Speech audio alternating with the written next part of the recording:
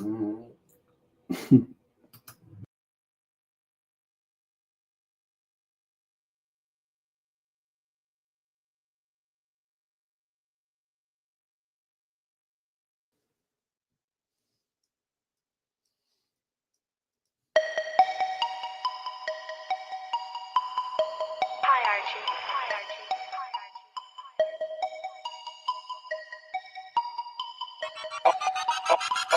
the ball.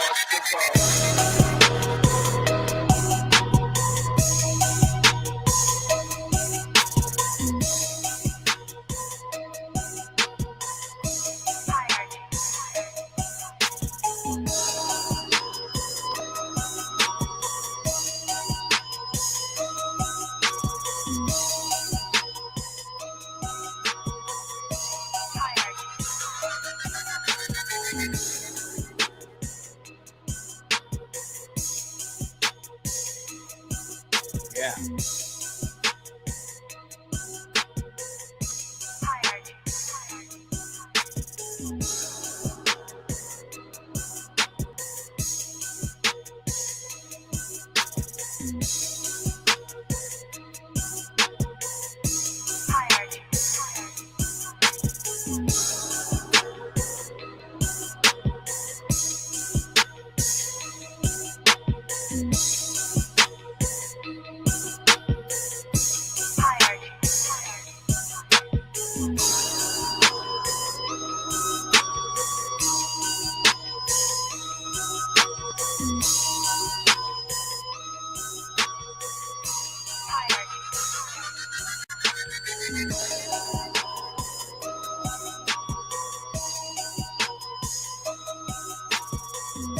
What's up? What's happening? Good to see you. Good to be here. Welcome to the lab. We're on lab. Late night lab. How's that? Is that better? Late night lab. All right. Nope, that's live after dark. Wrong one. I mean, it is after dark, I guess. So I guess we'll prevail. How's everybody doing? Good to see you. Good to be here. I don't know, dude. I all of my backgrounds and all that crap is all messed up, so it doesn't really matter. We'll prevail, right? I guess. Let me see here. Judith becoming a YouTube member. I appreciate that very much. It's very kind of you. And Gabby, good to see you. Thank you for being here. Lab membership and a 5-month D mystery obsessed. Good to see you. We got hi from Australia. Cakes Boo in the house. What's happening? Let's see here. Even though it's a renew, you're still a member, and I appreciate that. So we gotta. What should I do? I was gonna give the grandma update on After Dark, but I mean, since we're here, we might as well. I'll tell you that. So, I told you the other day while Chris McDonough and Dr. Gary were on that my grandmother had fallen, and it's true. She couldn't get up. And what is that from? I've fallen and I can't get up. I can't remember what that is. I wish I knew what that was. I've fallen and I can't get up. Is it like the Ninja Turtles or something? Anywho, we went to the orthopedist today, and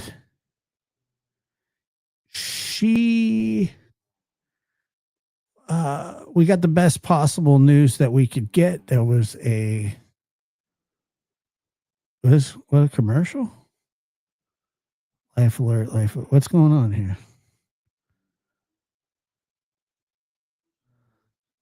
I don't know what you guys are talking about.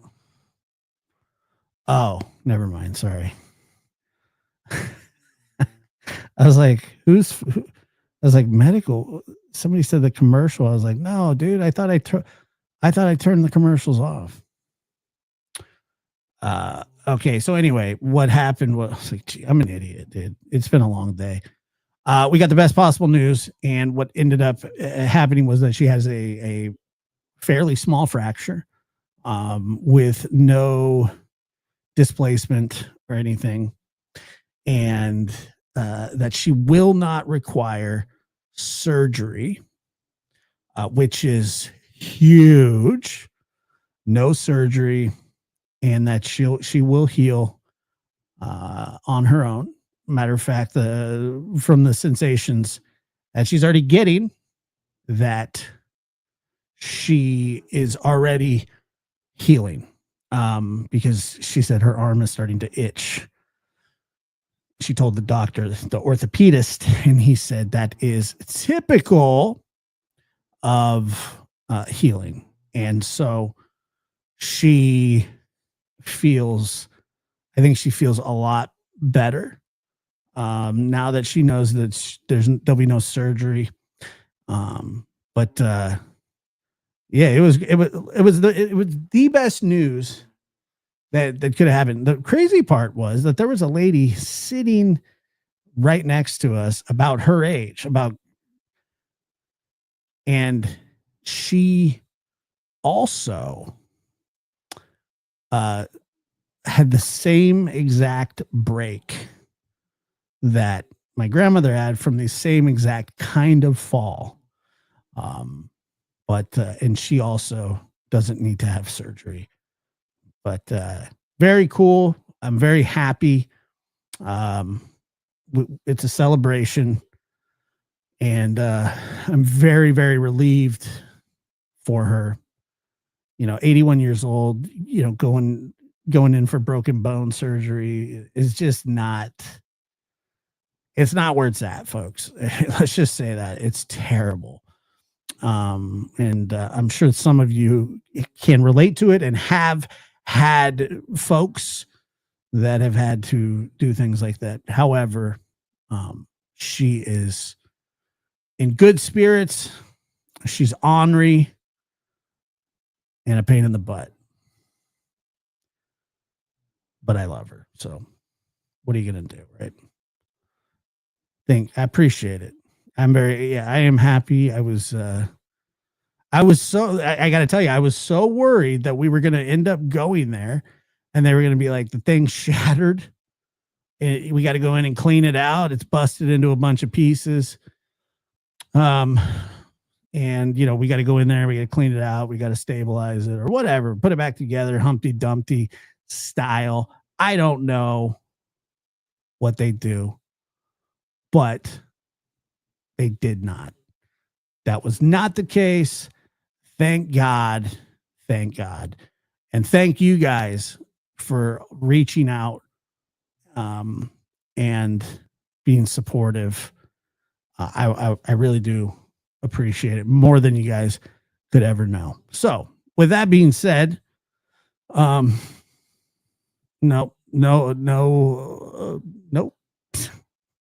I certainly did not. Let me see here. Yeah, Humpty Dumpty. Yeah, remember when he fell? When I actually talked to Chris McDonough on the phone today, we were just having a quick conversation, and I was telling him about having to go to the doctor, and he goes, that's why they call us boomers. And I said, why do they call you boomers? And he said, because when we fall, we make a boom. It's like, dude, we make a boom, Holmes. It was great. No surgery is great. Absolutely. 2.5 years rat trap. Sorry. How do you say rat trap gangster 22222. It was so funny when he said that. It was a dad joke, right? It was, but you know what? It kind of took my mind off of whatever. It was corny. It was so funny though. took my mind off of what was going on. Yeah. What's up? How you doing, Holmes? Good. Dude, good. It is. It's fantastic. But thank you. It's fantastic news. So I appreciate it. I appreciate all of your thoughts and prayers, and I'll keep you updated as we go. Why does it do that? I hate this stupid thing. Macho. What's up, Holmes? Okay, so it was rap. Shut you. I like that. I like that a lot, actually. All right, so I'm sure that some of you are probably already aware of the Jack and Lilly Sullivan missing children's case that started on May 2nd. I've been paying attention to it, and hopefully, after a couple of days, we were hoping that something good would happen. It seems as though it's just headed in the complete opposite direction of a good outcome. Tonight or today, I was just reading, getting that dreadful decision that tends to be made is that they are scaling back the search for the two children, Jack and Lilly. And it's, whenever you hear about it, whenever you hear about kids scaling back the search is such a, what's going on here? Such a bad sign for so many reasons. But anyway, it says ground search crews, and we'll check out some of the stuff that they're talking about on the news. But let's just go here. Lilly Sullivan 6, Jack Sullivan 4 were reported missing on May 2nd. The day after Nova Scotia RCMP announced it was scaling back the search for two missing children, the Forces Command Center in a rural Pictou County community, I hope I'm saying that correctly, forgive me if I'm not, has been packed up, and ground search crews have left the area. Never a good sign, just for whatever reason. Lilly Sullivan 6 and Jack Sullivan 4 have been missing since May 2nd when police received a 911 call reporting that they had wandered away from their home in Garlock Road in Lansdowne Station, roughly 25 kilometers south of New Glasgow. Police announced Wednesday that after 6 days of scouring the heavily wooded areas surrounding the home, there's no sign of the children, and it's not likely that they are alive.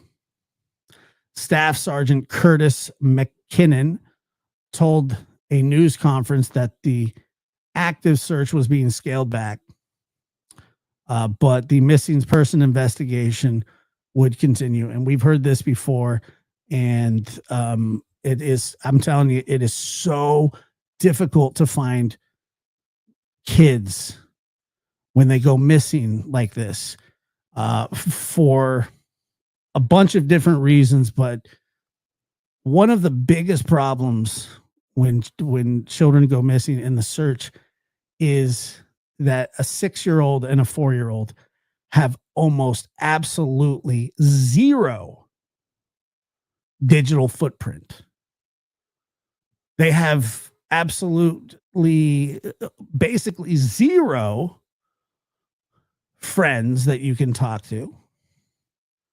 When their car, sometimes people find cars or cell phones or some money had been transferred or things like that. None of this stuff. I mean, basically, it's a grid search situation, unless they have something that they're keeping under wraps that that nobody knows about, and I don't have any privy information to this case. Like I said, I've just been following it.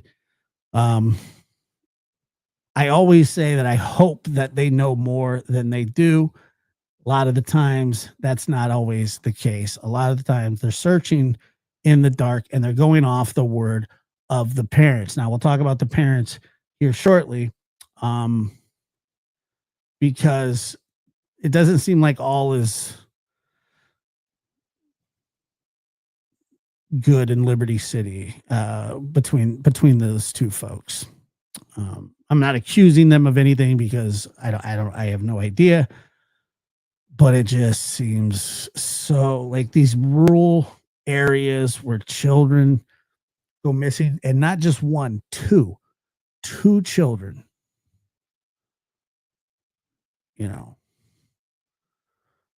it's just weird.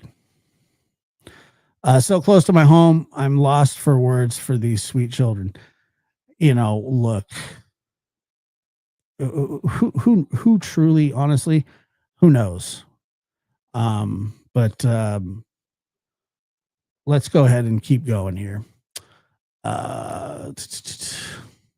So rather than having a large presence here, the massive number of searches on scene every day, searches will be based on information that comes in. And once again, we've heard this before. And it's not good news. I got to tell you, it's an update, but it's not a good update. That's an absolute fact. So rather than having the large presence here, blah blah blah, we're not packing up and we're not giving up. Our investigation is broad and it won't end until we know where Lilly and Jack are and can bring them home. And then here's a picture of the two children that are missing. And if a mod could run, if the information who can be contacted because of these children, if they have any information or see these kids, hopefully they're found and found safe, and that everybody is just wrong.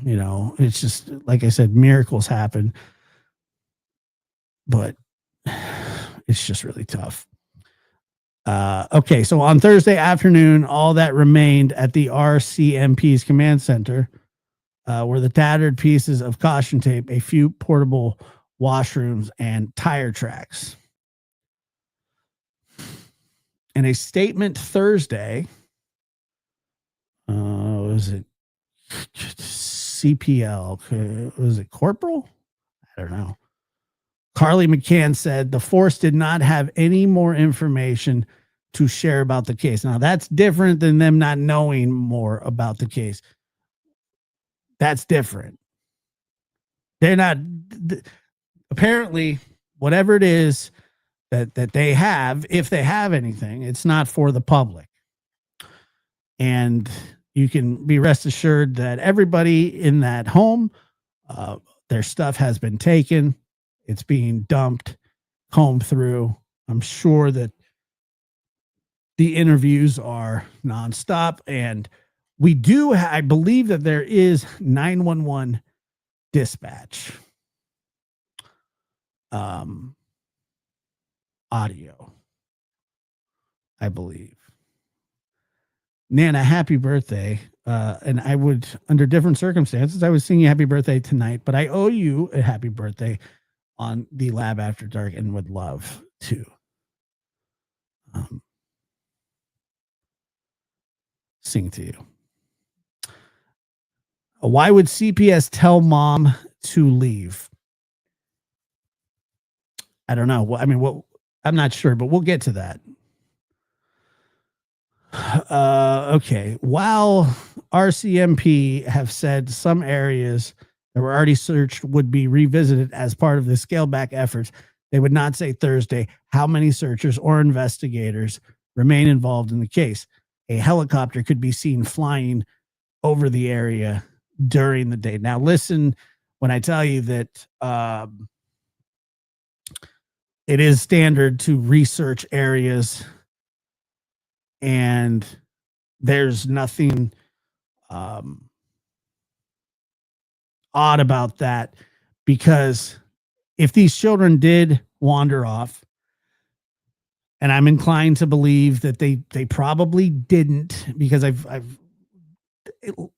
I've seen kids, I've seen kid cases where kids wandered off. I actually helped in a search here in Southern Humboldt when it happened about 5 or 6 years ago, and 2 kids did wander off. They got lost going on they were like 10 and 12, and they were found safely, but it was like 18 hours.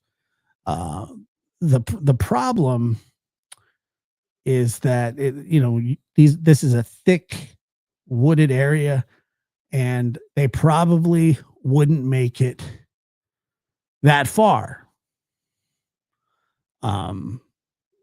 if they did run off. Now, I heard the mother talking a little bit, saying that she believes they went out some sliding door, that her and the dad were both asleep, or the stepdad, which I don't know about that either. I find that strange.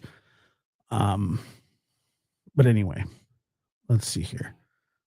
Stepfather of, so this is the stepfather, obviously. Another case, yeah, got a lot of that. We got a lot of that going on. Their backyard is fenced in. That's true. That is true. And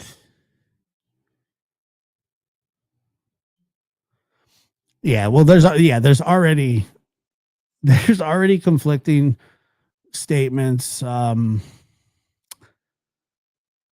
Yeah, and Joni, this is one of the big, this is a big red flag, and I'm not sure what it indicates, other than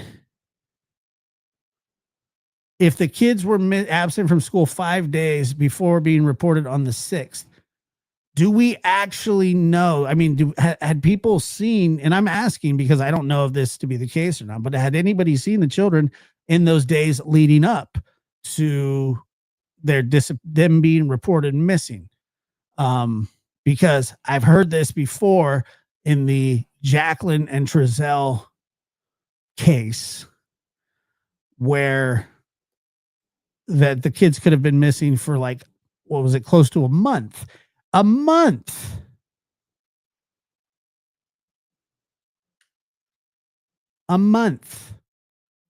before being reported. So I would be curious to know if anybody knows the answer to that. It would not surprise me in the least if nobody had seen them leading up to their disappearance for the entire week that they missed of school. That's an awful long time. Only his family, his mom, said she saw them outside.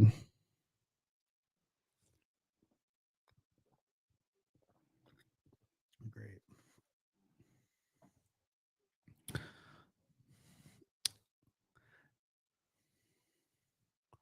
I mean, I don't get good vibes from it either. I mean, how could you? 2 little kids are missing, and miss school for a week leading up to them being reported missing. All right. So, and Kelsey, thank you so much. Anyone with information is urged to contact the Peak 2 County District RCMP at 902-485-4333 or anonymously through Nova Scotia Crime Stoppers at 1-800-222-TIPS 8477, online at www.crimestoppers.ns.ca. So please, if you know anything, have seen anything,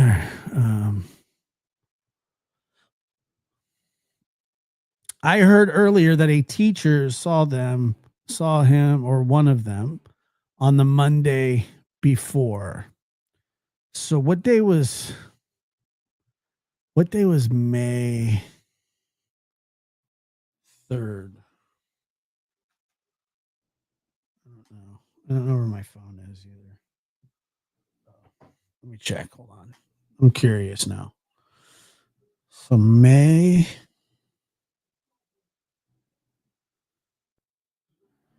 3rd. It was a Saturday.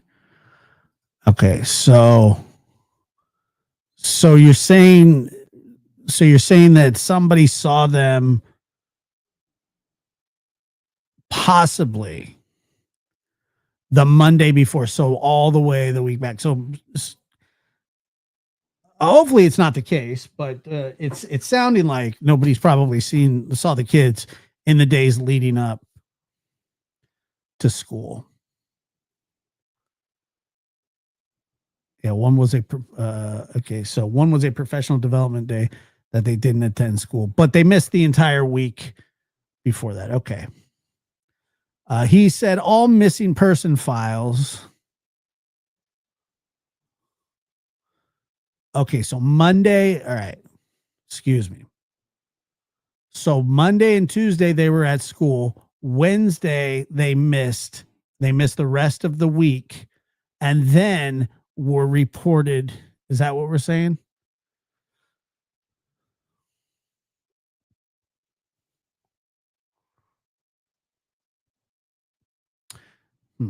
Hold on here.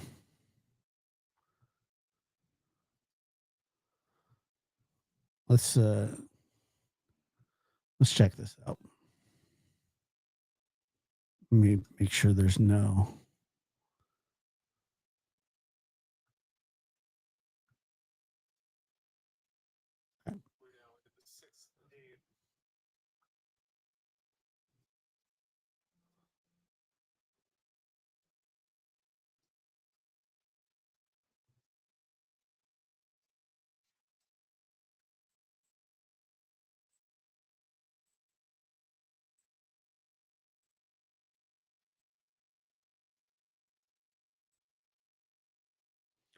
All right, hold on. Let me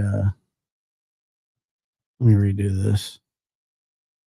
Hey, and now you can't hear it. You will soon.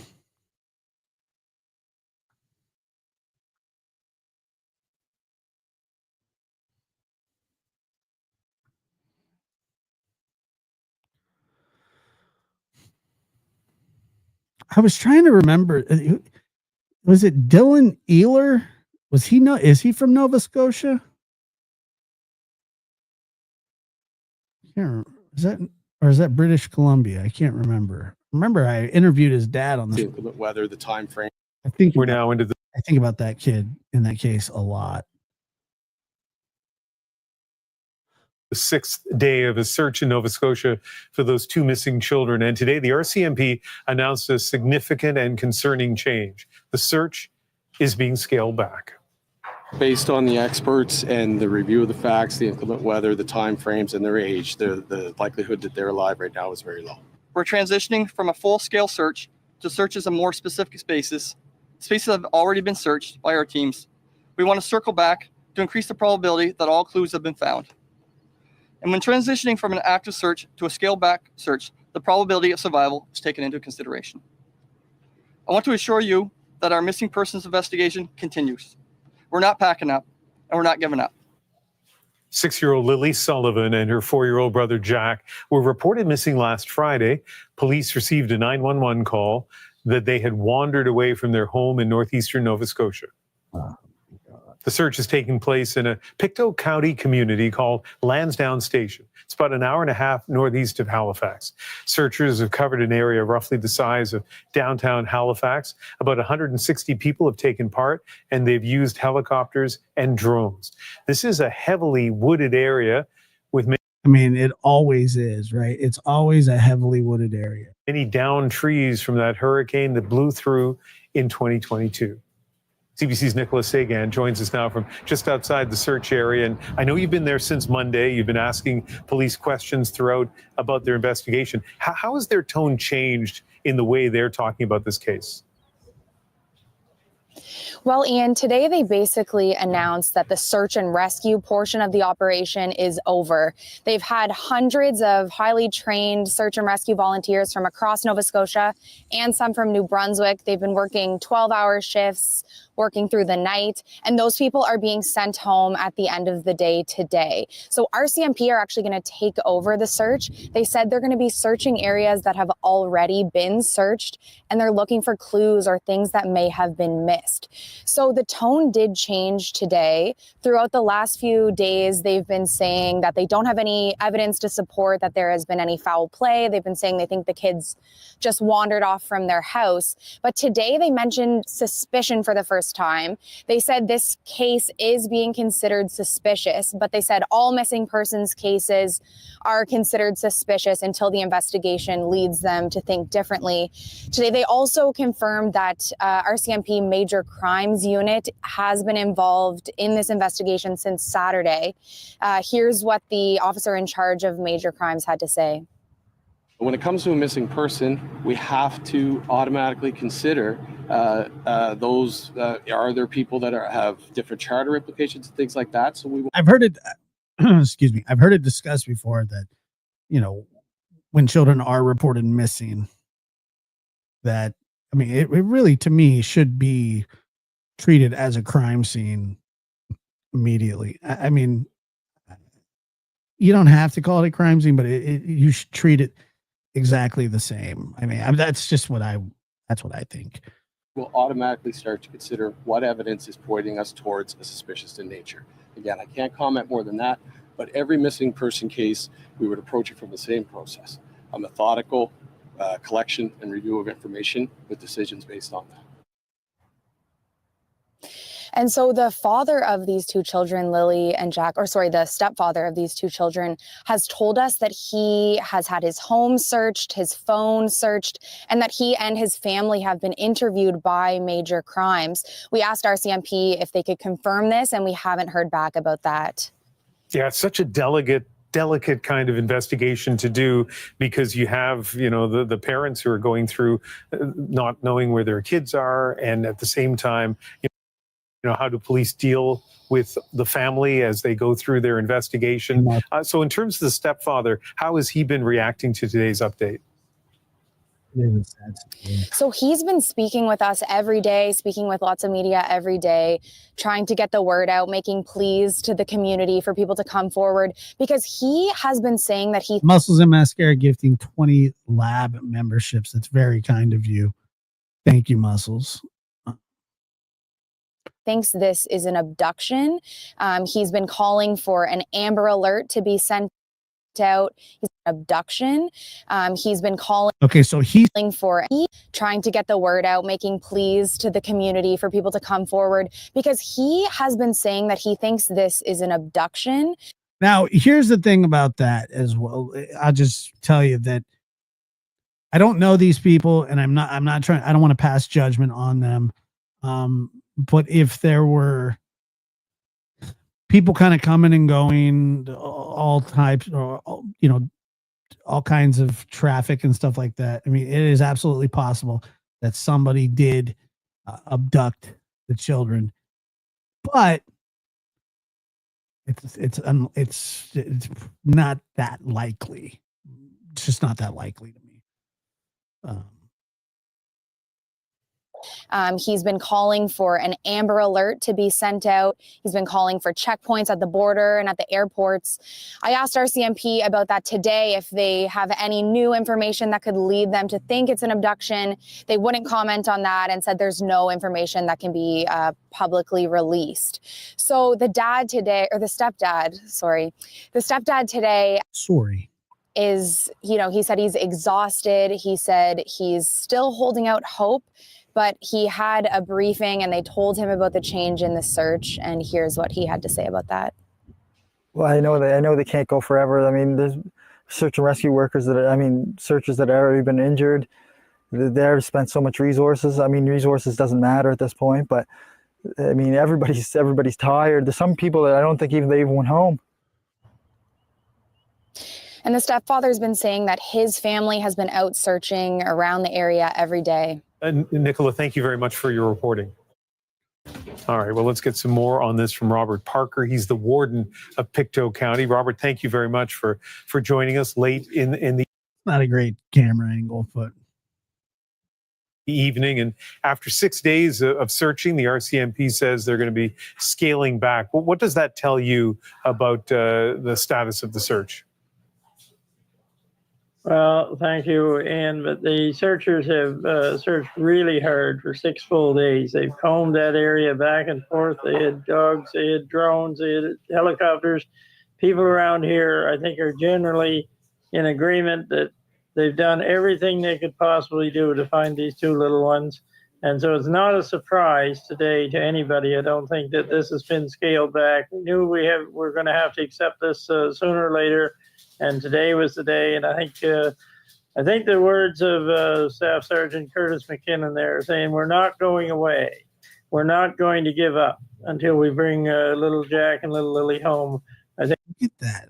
Like, look at that area. I think that means a lot to people, that they're still going to keep looking for these little ones until they bring them home. Yeah, boy. Have you had a chance to speak with the family? No, I have not. I know the mother is in another part of the province with her family, and I tried to stay out of the way, to tell you the truth, Ian, because as a county council, our job is to provide funding to the search and rescue teams, to the RCMP, to the firefighters, and then let the experts do their job, and they've done it. Why do mothers tend to leave the area? Why would this mother leave the area? Like, why would anybody leave the area of where your kids went missing? Well, such a grueling thing to go through, the sort of alarm being raised, the people who have just jumped in and worked so hard, involved in this search under some really difficult conditions, as I understand it, and now hearing that the search is being scaled back. What was the reason that she had to leave? Back because little chance that these kids have survived if they are out there in the woods. What impact is this having on your community? It's been like a high tension wire in for the last 6 days. There's not a conversation takes place in this county where it doesn't very quickly go to the little ones and people's thoughts and on what might have or could have happened and all of that. But there's an old saying, that it takes a village to raise a child. Well, right now, all of Pictou County is that village. And we feel like we've seen the faces on TV and we've seen so much that we feel like these children are ours, all of Pictou County. Yeah. And then, of course, every time there's a situation like this, and this is not, unique to Pictou County, there'll be all kinds of sort of suggestions, allegations, rumors, and I'm not asking you about the content of those, but what I am curious about is how do you deal with that when you know that people are kind of asking questions and feel like they have the answers? Yeah, how do you respond to that? Well, I think, Ian, it's human nature to, when they've done so much to find these little ones and it's not happening, it's human nature to say, well, what did happen? And suspicions arise and whatnot. I think as long as people keep in mind not to be nasty and not to be mean and not to say things that may have no truth to them at all, that's very hurtful and that can hurt a lot of people.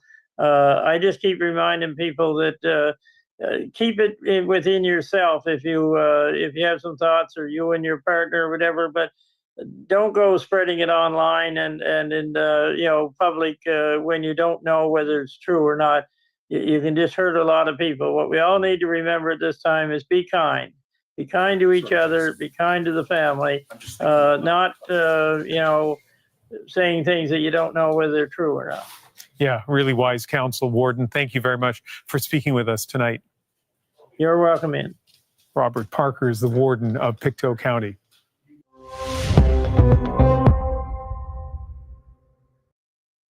Let's turn our attention back to this country now, and we have an update on the search for two missing children in northeastern Nova Scotia. Police are looking for 6-year-old Lilly Sullivan and 4-year-old Jack Sullivan. The CBC's Tricia Kindleman joins us now with the latest. And Tricia, RCMP held a briefing last hour. What did we learn? Yeah, unfortunately, still a lot of questions left at this point, Andrew, as the search does continue for that missing brother and sister in Nova Scotia. We did, like you said, we did learn more last hour. Now that does include plans to scale back the search efforts. At this point, there are about 100 people that are searching a densely wooded area around this family's home in Lansdowne Station, Nova Scotia. You can see it there. It's about an hour or so outside of Halifax. And now we heard a bit more from investigators on this investigation and sort of how it's been going in these 6 days since these kids were reported missing on Friday. Now, what we understand is the family reported to police. So you heard that they look, it's possible, but I mean, why would CPS give them the option? I mean, if they were doing drugs around the kids, why would they give them the option? Early Friday morning, early in the day, around 10 a.m., that the two kids they believed had left the home through a sliding door, which they say is quite silent when it opens and closes. So that's how they believe the children may have left the home. That's what the police have been told. At this point, there has been, again, this ongoing search and rescue operations. Police said they've searched thoroughly 4 kilometers of wooded terrain using GPS and grid searches. But of course, again, with all of these questions that are left on day 6 of this search, questions are starting to circulate around what could have happened to these kids. Could they have met with foul play? Unfortunately, here's what we heard from police when they were asked that question just last hour. I'm not going to comment on specifics of the investigation. We're going to continue on, and when we get to a point that we've got information that we're able to make any decisions that are able to be public, we'll let you know at that time. But right now, I'm not going to comment on specifics. Based on the experts and the review of the facts, the inclement weather, the time frames, and their age, the likelihood that they're alive right now is very low. And what we also heard from police last hour was while they have been doing this search and rescue operation, there have been no reported sightings of the siblings. So at this point, they are continuing the search. But again, they do say that they will be scaling it back, Andrew, in the next coming days. Yeah, I'm sure it is disappointing, upsetting to hear that the likelihood of the children being alive is low, but of course there is still hope. What does a scaled back search actually mean? That's right. So they have had a number of search and rescue crews. So that's going to be scaling back in numbers and size. And they have also said that they are going to be focusing in on some areas that they have actually already searched, but they want to go back and do another pass over them. Here's a bit more from one of the other officers involved in the investigation. We're transitioning from a full-scale search to searches in more specific spaces that have already been searched by our teams. We want to circle back to increase the probability that all clues have been found. And when transitioning from an active search to a scaled-back search, the probability of survival is taken into consideration. I want to assure you that our missing persons investigation continues. We're not packing up, and we're not giving up. Our investigation is broad, and it won't end until we know where Lilly and Jack are and can bring them home. And now they have said, as you heard there, that they will continue to work this file. They have been speaking with the family. They say the family is working with them through the investigation. But at this point, again, there has been no sightings of the children. And these 6... I got to be frank here. I mean, I would, the way that they're talking, if they were at school on Monday, some people say Tuesday, Look, there's a lot of information that I can't verify, so I don't want to get too crazy about this, but I just have a feeling that maybe they went missing earlier than this, but you know, the parents would obviously know if that was the case. But who knows, to be honest with you. Justin James said missing Dylan Ehler, a 3-year-old boy from Nova Scotia, Canada, went missing May 6, 2020. Rubber boots were later found in Leopard Brook, a nearby waterway. That's true. Remember. And if Days since I just can't imagine. I don't know, man. Does the where's the mother's interview? these kids were reported missing on Friday. Now, what we understand is the family reported to police early Friday morning, early in the day, around 10 a.m., that the two kids they believed had left the home through a sliding door, which they say is quite silent when it opens. Well, that's what happened. That's what happened in the Classic and Sincere Orrin and Orson case. But closes. So that's how they believe the children may have left the home. does anybody know if the it was bad? And do I need to watch it? And please hit that like button if you. Yeah, I mean.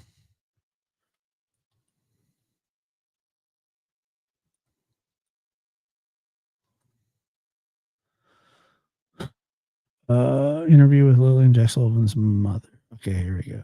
I think. Good old Facebook.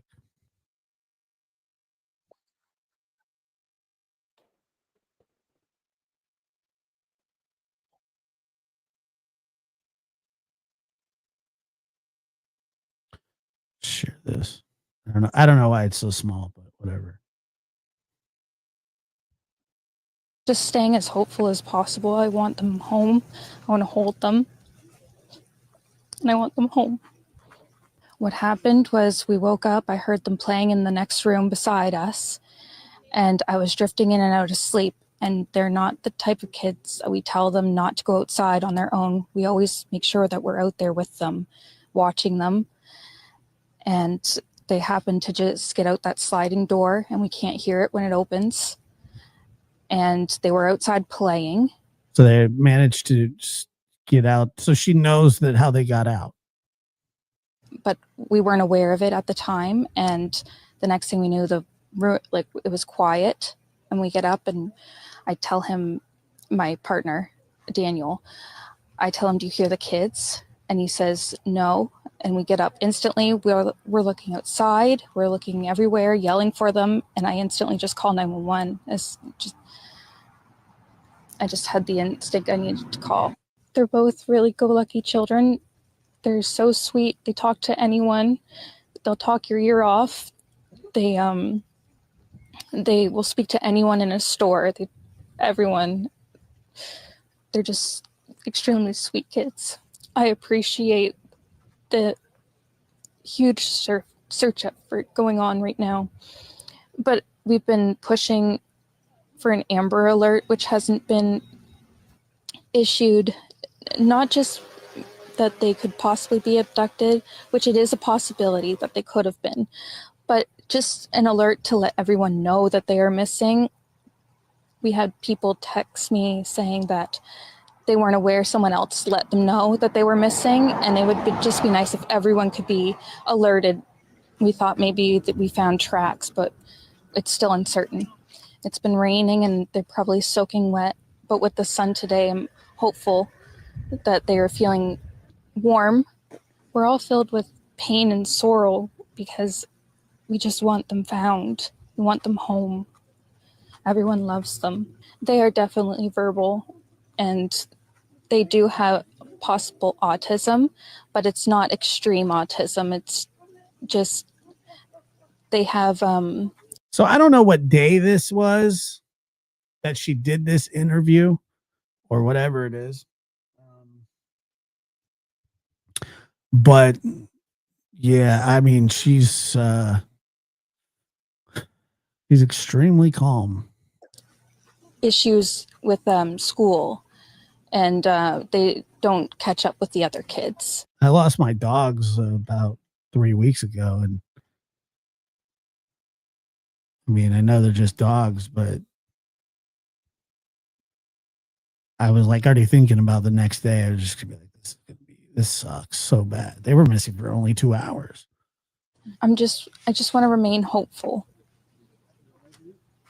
But there's always, in a mother's mind, you're always thinking the worst.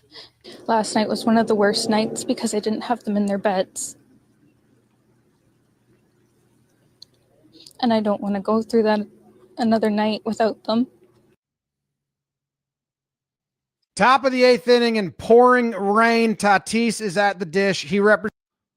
Okay, well. Let's see here.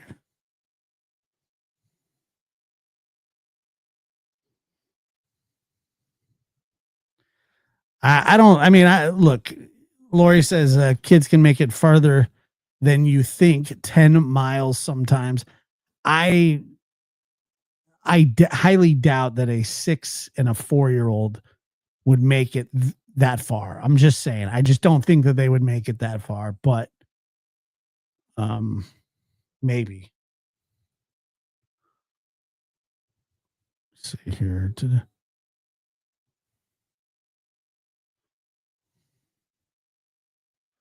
What did the grandma say?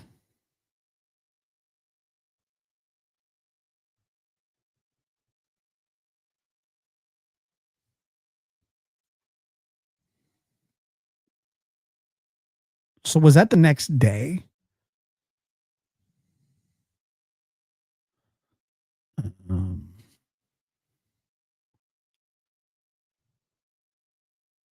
Wow.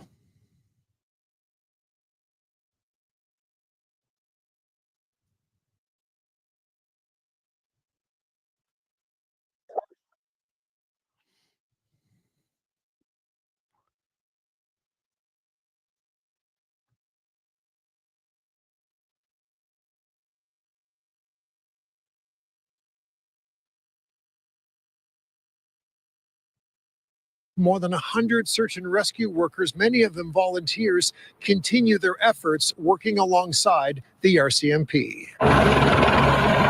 As the massive search continues in the thickly wooded area of this Nova Scotia community, 6-year-old Lilly and 4-year-old Jack Sullivan's mother and stepfather are holding out hope, waiting and praying for any good news. The very first day I wasn't around very much because I was just searching. I was running through the woods, screaming their name till my throat hurt. The focus of the search involves a radius of several kilometers from where the children were last seen playing on Friday. We want to bring these 2 children home to their parents. We've got people who've been here since day one, since the first time the call came in. So they're tired and they're optimistic. They have one job. This is all search and rescue does, is they try to bring people home safely. The search area has... Wait a minute. Denise is saying that interview was from the day that they went missing. Is that what you're saying to me? Is that really what you're saying to me? Really?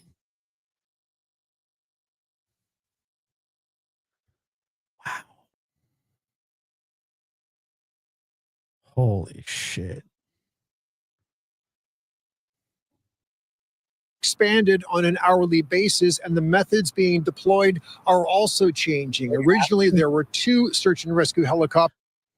Even day she left their house. Now there are 3, and rescue workers have deployed 5 drones to assist in their efforts to find these missing children.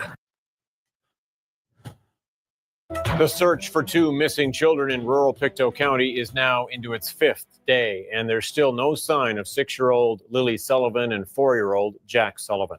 The siblings went missing last Friday morning when it's believed they strayed from their home in Lansdowne Station.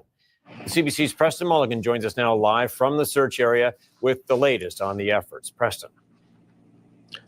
Good evening, Tom. Well, as you said, yes, as we near the end of day 5 in the search for these 2 young children, sadly, there is still no good news report. The RCMP held a news conference a couple hours ago to give us an update. Basically, there's not much else to say other than the search for Lilly and her brother Jack continues here and around these woods, in these deep woods in the Lansdowne area, just about 20 kilometers south of New Glasgow. Now, during that news conference, they did talk a bit about the resources they have in the air that are looking for these children. They talked about how the drones work. They have drones in the sky at night and at daytime. They have infrared sensors that are able to detect heat on the ground. But regardless of the number of drones, the search and rescue officials and the dogs that are combing through the woods, not to mention the helicopters that we hear constantly flying overhead, still no sign of the children. Hundreds of search and rescue personnel from all over the province are still here. Many of them have been combing through the woods here for about 5 days, taking time off from their jobs, their personal lives, and RCMP say they're getting exhausted. Exhaustion and optimism, right? We want to bring these 2 children home to their parents. We've got people who've been here since day 1, since the first time the call came in. So they're tired and they're optimistic. They have one job. This is all search and rescue does, is they try to bring people home safely. So they're trying to stay on focus. They're trying to stay on mission. They're sacrificing their personal lives. They're sacrificing a lot to be here to try to help this family out, to bring these 2 children home. Now, RCMP Search and Rescue are still working under the assumption that the 4 and the 6-year-old wandered away from the home in Lansdowne, just south of New Glasgow, on Friday morning. Today, some of the family members walked me through into that wooded area directly adjacent to where they live, maybe 20-second walk from the home into the woods. And as you walk into the woods, there's a little, kind of a tree fort, a little lean-to, and that's where the kids would play. And the family around there say they find it very hard to believe that, given how thick the brush is on some of the steep banks around that area, and just the difficulty moving around if you sort of leave that trail, how difficult they find it to believe that they could have gone anywhere deeper than that into the woods. No idea. I had no idea. I'm still searching every day. I'm waiting for information. I have to let them do a lot of their stuff with the aircrafts and everything else, and dogs and searchers. There's a lot of stuff that needs to be coordinated, and I can't just go running through the woods. I want to, but I just can't right now because the search is just so far out. And so, Tom, we're just about 1 kilometer away from where the command site was, and where that command site is, RCMP are leading that investigation, but they're on the. I have no idea. I mean, that's a great question. It's a great question.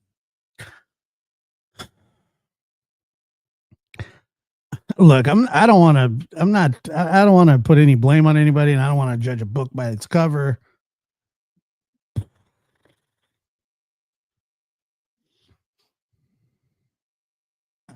I don't want to do that. My gosh, they're just babies' prayers. Jack and Lily are found, but I have a pit in my stomach about this. Thanks for sharing about this, Josh. Yeah, me too. I also feel that way. I don't have them on me, but I will get them. Absolutely. Search and rescue operation running in tandem and kind of parallel as kind of a missing persons investigation that the RCMP is involved in as well. And so as those investigators glean new information based on interviews, maybe they'll find a piece of clothing from home and they'll bring it to the search and rescue site. Any new information, they'll bring it to the search and rescue site, and then they will modify their search and adapt their search and sort of fine-tune their search based on what the investigators might find out. But in spite of all of this, after 5 days, still no sign of the 2 children that we've been told of, and we're told that the search will continue into the night, again as per usual, and again tomorrow morning if nothing's been.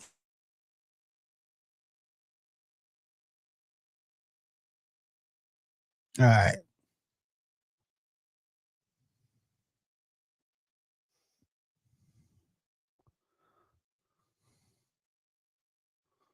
I mean, that's kind of how I feel about it too, but I don't know. All right, so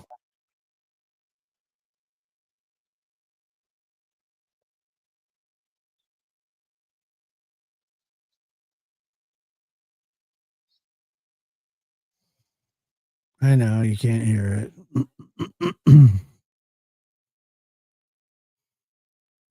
will be able to now.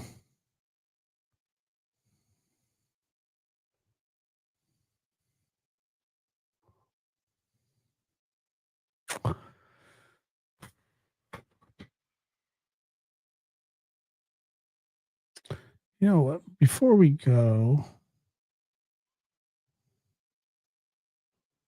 hold on 1 second. Give me 1 second here.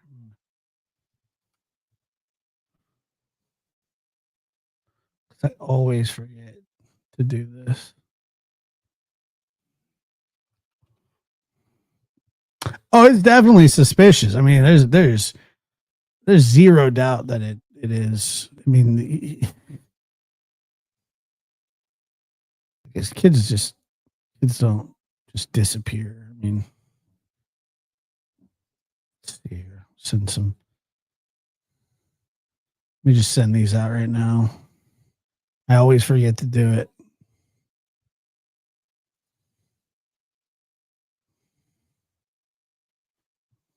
There we go. Did that work? Did it work? It worked. All right. So let's listen to the 911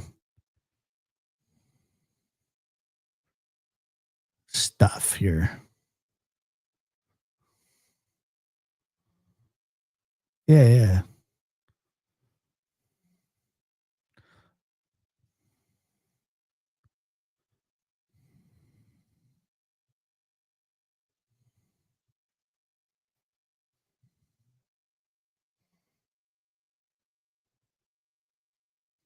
Usually in the Station 21, Rescue 21. Pilot in the spotter will be 583 making my way there. Tony on vehicle.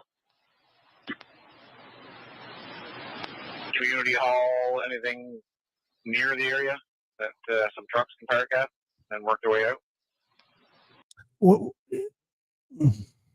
Let's say, yeah. Sorry, it's very rural. I don't think there's any community halls nearby. We're not super familiar with the area. We don't come out here a whole lot, but we'll have a look. Charlie, one, go ahead. Just wondering where they're set up with the search command today. Is that the scene on McLaren Road? Copy that. Center is Eden Church Loop. Yeah, see, that's where ours is. I'm just wondering where the ground search one is. Over there for the children? 601. You copy Rescue 21. Missing Viagra. 10-4, it would be Garden of Eden Church Loop is where the command center is. 10-4. Yeah, it's just there. There's no one there. All right. McLaren Road. 10-4. Bravo 3, go ahead. All right, so there is no portable reception down here. However, the cars do work. So Constable Mason's vehicle now, she's got her radio on the loud hailer, so she'll be able to hear us. She has no phone reception, but she does have photo of the two kids.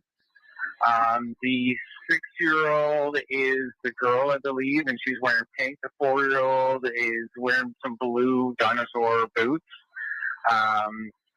So, yeah, I think that's all we kind of have right now.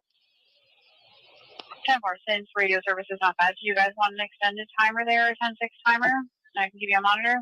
Yeah, definitely give us 2 hours, and then ask the risk manager if he wants Constable Mason to depart there to go get some phone service to send those images or not.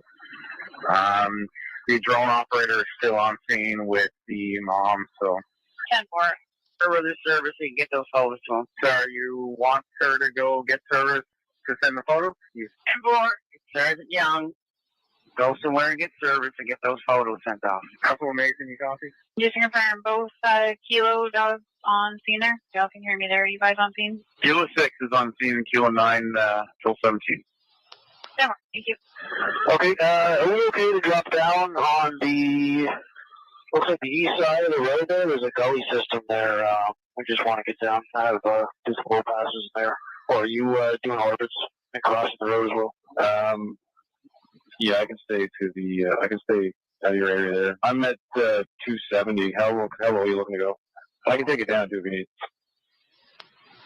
So just for deconfliction, I'll just stay on the east side of the road.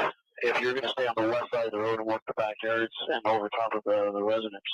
If you're not going to cross the road, we'll just drop down. There's a gully on the east side. We want to just kind of cruise the forest there. Yeah, we can do that. Okay, we'll stay on the east side for now, and we'll keep you advised when we switch back over. Copy that. Or do you want me to check the other issue on mutual aid 6? Just speaking of risk matcher, just confirming if you need the drone that was freed up here in Colchester. We can send it to your way if you wish. It's thermal. Yeah, that'd be great. A lot of area to cover. We're out in the sticks here. You're very familiar. The risk manager is still monitoring there? Yeah, there's a dirt road just up past the address, the last point known. We can put vehicles on this dirt road. There's lots of big driveways and stuff. They're fine. If there's any other calls for you for updates, that'll be our staging area, whatever road this is. Okay, looks like the Matheson West Road. I'm guessing that's the one you're referring to. Yeah, 10-4, I'm on it now. So, yeah, this is perfect. Yeah, 3 go ahead. 355, I'm going to request field communications unit to be sent out here to the 4 comms if this gets extended for a long period of time. Member is here on Gerlach Road. We just got a 911 call. Can I go ahead with the details? Yeah, go ahead. So you got a call via 911 from a Karen Ponacao. Kind of about 5 minutes. She was reporting just driving past the black Honda CRV, Nova Scotia marker Golf Mike Fox 320 that left the outdoor recreational park close to the residence. It is permanently closed. Complaint is unsure if related, but it felt a bit strange to her. Driver was a white male around 50 years old, bald with a mustache. And it left from 1480 Gerlach Road. I can send that around to your MWS if it's easier. Got a copy of Bravo 3, deactivate and reactivate me to this one. 10-4 just came as an update there. Do you want me to send it to your MWS? 10-4, I think you probably sent it to all of us there. And Hope in the Shadows, I appreciate that. Thank you, Josh, for all the work you do on and offline. You make it such a welcoming channel. I appreciate that. That's very kind of you to say. So that's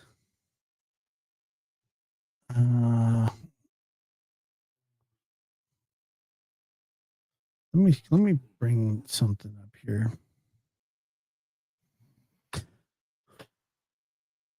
Close RV park. Where is? Okay, so that was the 911 call.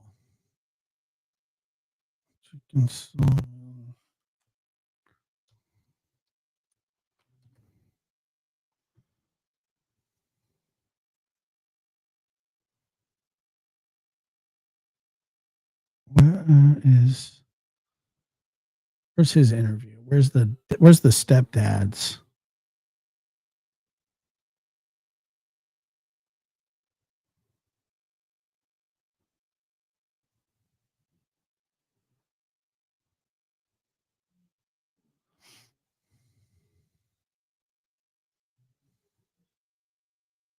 Where is the stepdad's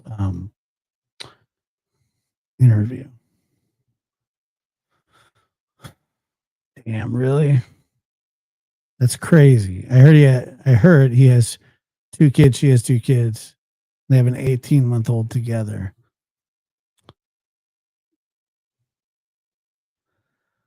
And it's just a lot of kids, man.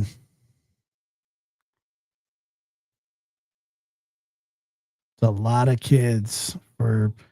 I mean, these people can't even be in their 30s, right?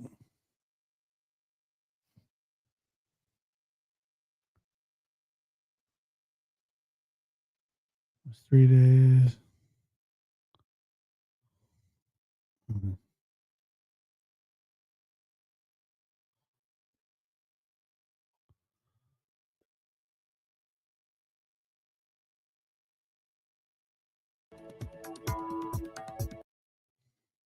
The search for two missing children in rural Pictou County slows.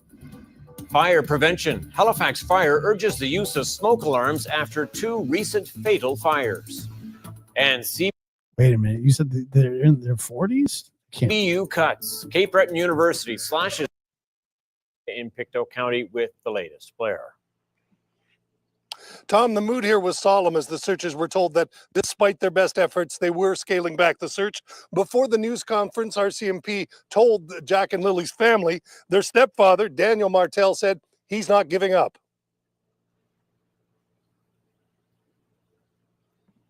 I'm still holding out hope. I don't know why they didn't find anything from Jack's pull-up to her backpack or any of her belongings at all. They just haven't found anything. Did he gel his hair? Now, while the family may have some hope, the police say that after 6 days of often extreme conditions, the children were still. I don't know. I don't know if that has anything to do with anything, but like. In the woods, they wouldn't be alive. So now they said it came. I don't understand that. It's like the LA looks with the chain. Down to a question of survivability. And a number of factors would have to take consideration, and they would, based upon scientific information that they have, to deem when that time has to come, and that is now. And a lot of those factors come into play would be the age of the missing persons, the weather, how long it's been, what area has been covered. So at that point, they have to make a decision on that. Now, from the very beginning, they described this disappearance as suspicious. That's standard in missing persons cases like this. Today, we were asking the police, because the Major Crime Unit has been part of this investigation since the weekend, as to whether they could elaborate on that. But they didn't want to answer questions about whether they had detected any criminal activity in connection with this. When somebody goes missing and we become engaged as any police officer, not just major crime, we will look at all the details and make considerations on the information we have, right? When it comes to a missing person, we have to automatically consider those, are there people that have different charter implications and things like that? So we will automatically start to consider what evidence is pointing us towards a suspicious in nature. Again, I can't comment more than that, but every missing person case, we would approach it from the same process. A methodical collection and review of information with decisions based on that. Now, when police say they're scaling back, what they mean by that is they will be going back over some of the areas they've already searched, taking another look to see if there's anything they missed. Tom? All right, Blair, thanks for that. That is CBC's Blair Rose reporting live for us from Pictou County this evening. Halifax Fire and Emergency is issuing another reminder today that smoke alarms can save lives after investigations into two fatal fires in January. No.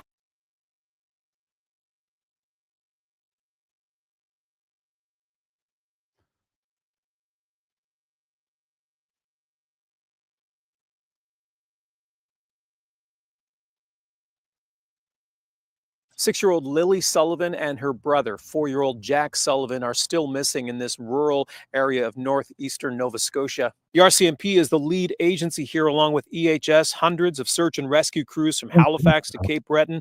During the daytime, there are anywhere from 100 to 140 search and rescue crews in the woods, and the search continues all night. They deploy between 60 and 75 search and rescue crews in the woods all night long. So each searcher will work a 12-hour shift before they have to take a rest. There are 3 helicopters in the air, and there are dogs as well involved in this. And honestly, God bless these people that show up and do this stuff, you know, as volunteers. It's such a thankless job, and it's soul crushing, you know, when they scale these searches back, because, you know, I mean, they throw everything they can at it. I mean, you can't keep those up forever, but God bless these people.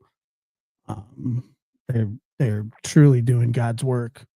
search, drones too.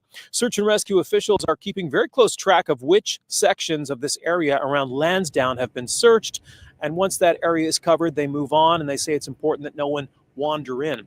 Incidentally, this search has been the first assignment for the Nova Scotia Provincial Guard.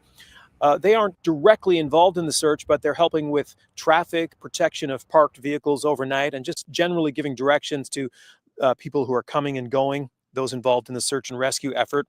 Earlier today, we spoke to the partner of the two children's mother. Here's some of what he had to say about Jack and Lily. Lily and Jack are awesome kids, very, very kind. They'll talk to anyone. They want to go with anyone. They're just looking to have as much fun as they can. Jack just absolutely loves bugs, dinosaurs, and anything like that. But Lily loves girly things, but she also loves doing everything with Jack, bugs. They're like best friends, not just brother and sister. He says he's also hoping police monitor the New Brunswick border and the airports for any sign of the two children.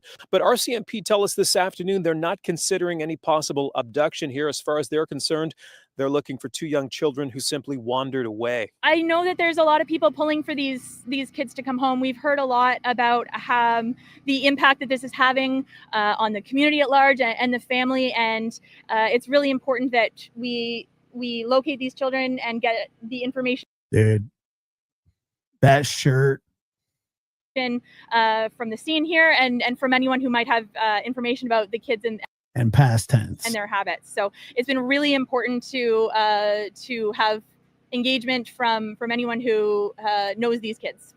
A spokesperson for the Chignecto Central Regional Center for Education tells us the two children were students at Salt Springs Elementary School. Their stepdad told us they'd both been out sick all week before disappearing on Friday. The school has additional support staff on site at Salt Springs if anyone needs that support. Meanwhile, the search will continue into the night here in the Lansdowne area of Pictou County for young Jack and Lily Sullivan. RCMP and search and rescue officials tell us they will have... the shirt and the gel. I know. I don't know, man. Like I said, I'm trying not to judge a book by its cover, but I mean, it just didn't even seem, I'm not a expert on this stuff at all, but it seemed a little bugs, dinosaurs, anything like that. But I don't know. I mean, I don't know how he cries. It just hold along. Lily loves girly things, but yeah. So what we learned earlier was that possibly at school Monday, not sure about Tuesday, holiday, Wednesday, and then hadn't been seen since, and then reported missing Saturday. Once again, I would not be surprised to come to find out that they possibly could have been missing longer than that. She also loved doing everything with Jack, bugs. They're like best friends, not just brother and sister. He says he's also hoping police monitor the New Brunswick border and the airports for any sign of the two children. But RCMP tell us this afternoon they're not considering any possible abduction here. As far as they're concerned, they're looking for two young children who simply wandered away. I know that there's a lot of people pulling for these kids to come home. We've heard a lot about how They always do, Muscles. They always do. These are backwood folks. They probably don't get bothered much out there. It felt forced, but maybe they did run away. But I hope the impact that this is having on the community at large. Absolutely believe that they've been missing, or that whatever has happened to them probably happened earlier, because if they were going back to school on a Monday, somebody would have been contacted, and it's like, okay, we haven't seen the kids. since last week, then the school's going to get involved. And then from there, it's like, okay, this is sort of out of your hands. If you have not reported it, if you haven't reported it, by the time that the school starts to get suspicious of this, then you got a big problem on your hands. But I mean, you already do have a big problem on your hands. And the family, and it's really important that we locate these children and get the information from the scene here and from anyone who might have information about the kids and their habits. So it's been really important to have engagement from anyone who Well, that's good, because I'm sure that they will give him that. who knows these kids. A spokesperson for the Chignecto Central Regional Center for Education tells us the two children were students at Salt Springs Elementary School. Their stepdad told us they'd both been out sick all week before disappearing on Friday. The school has additional support staff on site at Salt Springs if anyone needs that support. Meanwhile, the search will continue into the night here in the Lansdowne area of Pictou County for young Jack and Lilly Sullivan. RCMP and search and rescue officials tell us they will have search and rescue crews on the ground. They'll have dogs with them, and they'll have drones in the sky all night long. Preston Mulligan, CBC News, Lansdowne, Pictou County. What the hell, man? Hold on.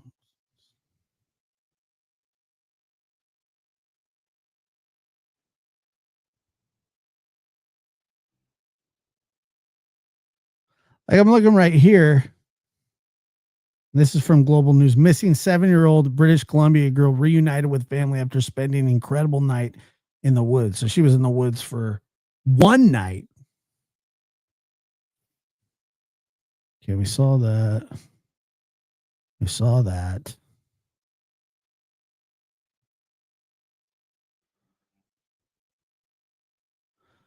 What are there pictures of the party?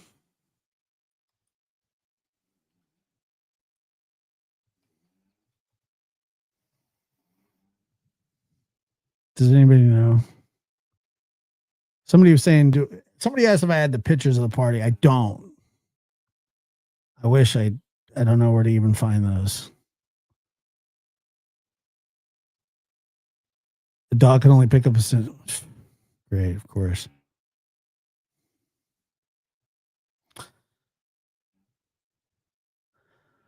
If foul play, why two kids? That doesn't make sense to me.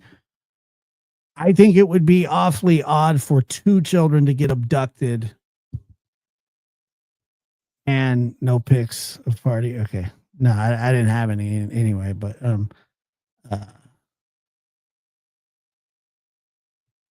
on.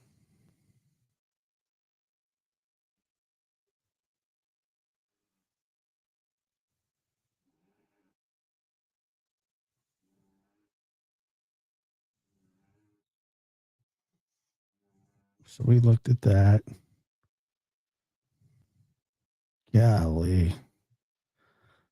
Yeah, I know a lot of people are saying the Summer Wells, but I think it's more like, it feels like the Cal City boys. That's what it feels like to me. What is this one? I don't know.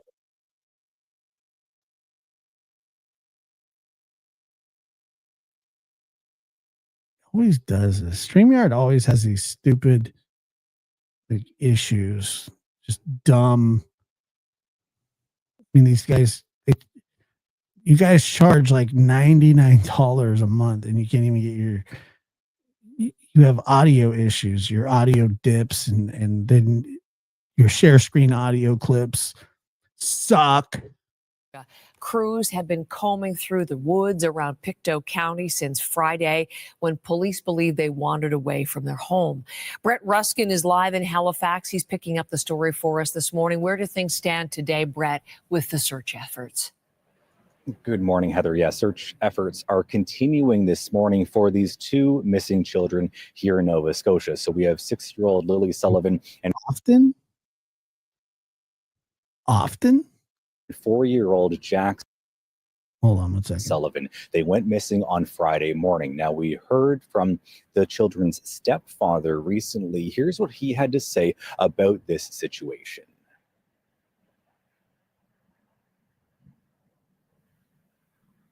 The last few days have been very stressful.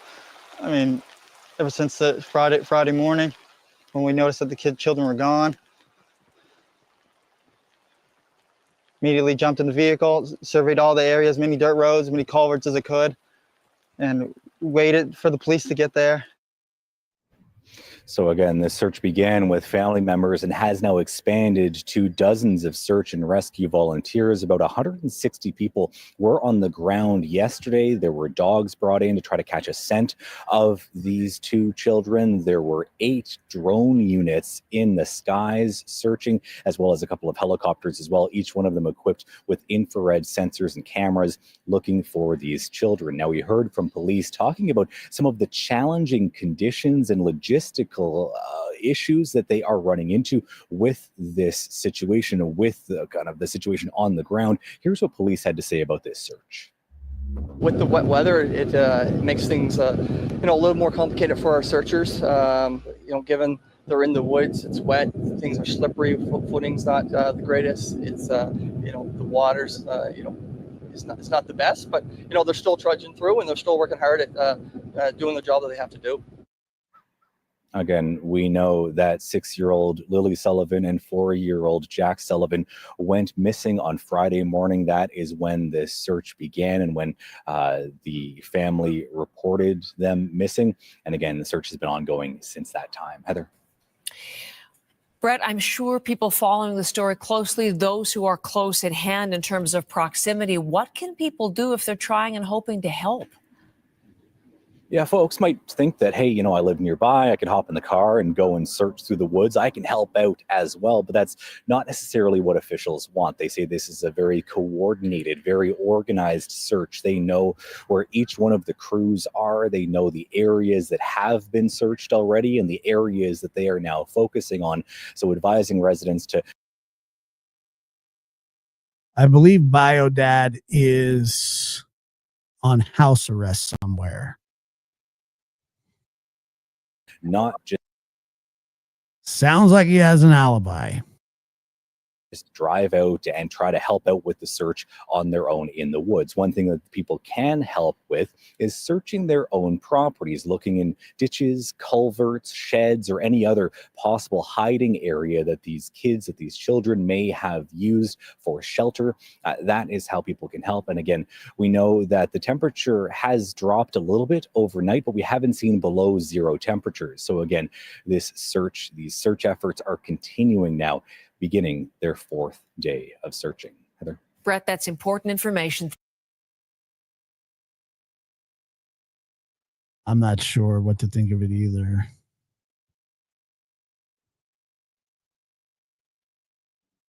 I'm just trying to find all the stuff on it that I can. I don't know that much about it, but I'm telling you that I don't get it's not a good thing. This is a bad situation. More now on the search for the missing Sullivan children, and we're joined by CTV public safety analyst Chris Lewis. Chris, during your tenure as commissioner of the Ontario Provincial Police, of course, you would have seen similar cases to this. What struck you about that RCMP update yesterday and what they had to say? Was there anything? Yeah, absolutely there was, Todd. And I saw many searches throughout my career through all ranks across the broad expanse of Ontario. And many of them ended well and many of them didn't. This is a heartbreaker, absolutely. But what struck me the most, I think, is that I left it with a feeling that the RCMP know more than they're telling us. And I get that. You can't tell the public everything. And the detective staff sergeant, I believe, the major crime fellow said it very well. I just can't tell you certain things right now. Well, if there's certain things you can't tell, then ultimately there's leads they're following up, in my view. Okay. Who, when, where, and why is another issue, but they're on to something. We heard they don't think the siblings could be alive. Was that something of a surprising admission? It was an absolute shock to me, to be honest, because I'm thinking after 5-6 days, there's a good chance they're still alive. The weather hasn't been that bad. I've seen searches where people have been 2 weeks in the bush under horrendous conditions. One man was legally blind and still alive. So you just never give up. So to make that statement also makes me think that they're suspecting something more than a couple of children lost in the bush. Okay. The RCMP said there are spots they want to revisit. What does that tell you? Well, it tells me there, obviously, as they said, there's places they want to research. So, but where are those places? Are they within the area they searched? So are they going back to some specific dense areas to have an even closer look? Because, you know, quite frankly, in dense bush, you could walk by a child and not see them. And that's a sad reality of it all. So is that the plan, or are there other locations that they want to search within some other area, but not kind of an expanded search through that dense bush? We heard that major crimes is involved. Should that tell us anything, or is that sort of de rigueur? I think it's standard that investigators be involved in parallel with any search, particularly of children, not a lost hunter, but 2 children that shouldn't be in the bush. There'd be a search or investigation to say, was there some neglectful thing? I'm not suggesting there was. How did 2 little children get into the bush? Or was it something else? Was there a crime involved? Were they taken by somebody known or unknown? You know, et cetera. And there's all kinds of terrible possibilities that come to mind here. But obviously major crime is there. They've had the big gun there, not a constable, detective, and a detachment. And so they're onto something here. On that point, the stepfather has told us he suspects they might have been abducted. Does that trigger anything at the police level? How do they react to a statement like that?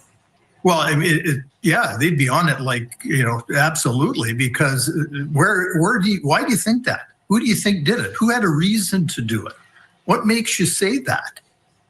Because at that point, as a father or stepfather or mother, you'd be thinking, oh my God, we have to find them. Where are they? Not suddenly out of the blue, oh, I think somebody abducted them. I mean, that's kind of a bizarre statement. But people are people, and they do and say different things when they're under stress. So, you know, it's certainly a red flag, but ultimately, what does that mean in the big scheme of things? Who knows at this point? Yeah. We heard police say they don't think that children could have gone too far, certainly not beyond that search area. And my thoughts there, Todd, are that these are trained searchers in physical shape and proper equipment and clothing on, and they struggled to get to a certain point over a number of days. So in their minds, at the very least, they're thinking those kids could not have got further than point X. So we're going to go back and research. But then, and again, of course, there's the investigative piece, and we don't know where all that's going. But there's more to come in the next few days, I believe. Public safety analyst for CTV, Chris Lewis, always good to have your insight on these kind of things. We appreciate it. You too, Todd. Always my pleasure. Wow.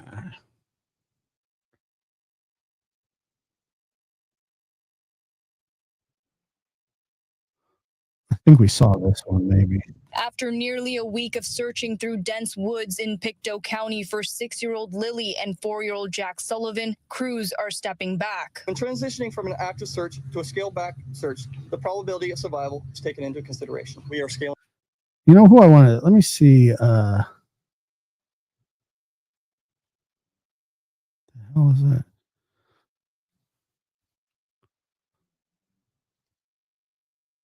Let's see what the.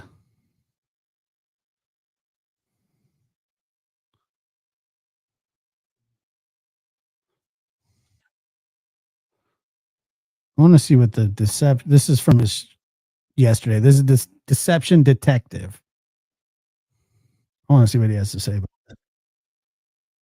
And once again, that's what I was thinking too.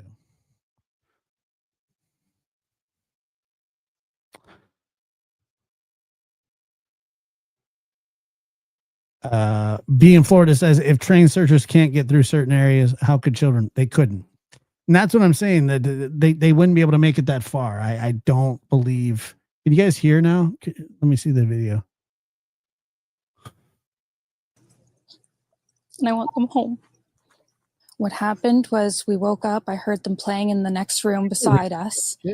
and I was drifting in and out of sleep. And they're not the type of kids that we tell them not to go outside on their own. We always make sure that we're out there with. That's one thing I hear a lot. We're not the kind of kid. They're not the kind of kids. We hear that one a lot. With them, watching them, and they happen to just get out that sliding door, and we can't hear it when it opens. And they were outside playing, but we weren't aware of it at the time. That's Malaya Brooks Murray talking about her missing children. And for someone who doesn't know what happened, she seems to know a lot about what happened. So in today's video, let's watch her interview and see if we can spot any guilty knowledge.